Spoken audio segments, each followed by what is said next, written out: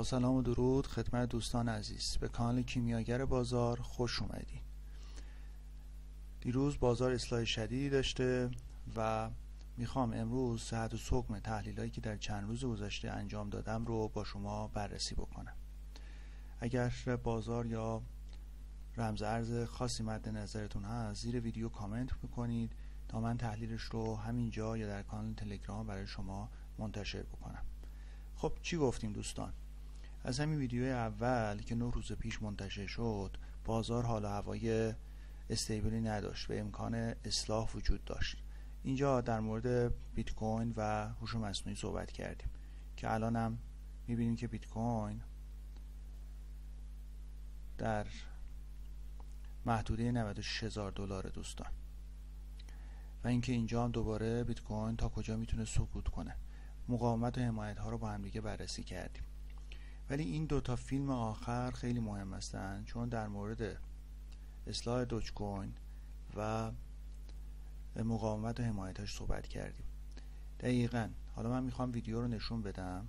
ببینین در این قسمت من دارم میگم که حواستون به این محدوده ها باشه، به این نه مقاومت ها باشه دوستان.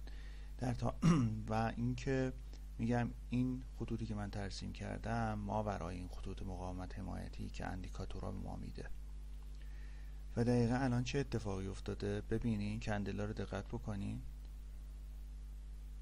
من یه مقدار بزرگتر بکنم. اومده بالا و دقیقا وقتی که برخورد کرده به این نه مقاومت اصلاح داشته و به دوستان گفتم، هشدار دادم که حتما دقت بکنین که این مقاومت رو رد بکنه و بعداً شروع به اقدام خرید ارز بکنین. این یه مسئله بود. مسئله بعدی که همین 2 روز پیش پیروز من منتشر کردم در مورد معرفی 4 هوش مصنوعی ما و تحلیل رمز ارز اتم بود که یکی از دوستان گفته بودن. خب این هم خیلی برام مهمه چون که دقیقا تحلیل درست از آب در اومده. همینجا من علامت زدم که اصلاح خواهد داشت و این اتفاق هم افتاده دوستان و حدود 8% ارز اتم اصلاح داشته. الان هم بیت کوین روی محدوده 96,000 دلاره که میاد پایین.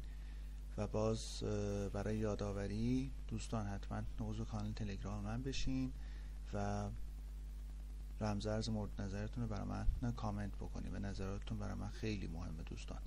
به طب هوش مصنوعی خطا و اشتباه خواهد داشت، ولی یه مشاوره خیلی خوب میتونه برای شما باشه که با ریسک کمتری اقدام به خرید یا فروش بکنید. و اینکه الان چه اتفاقی در این بازار خواهد افتاد رو در ویدیوی بعدی براتون منتشر خواهم کرد دوستان. پرسود باشید.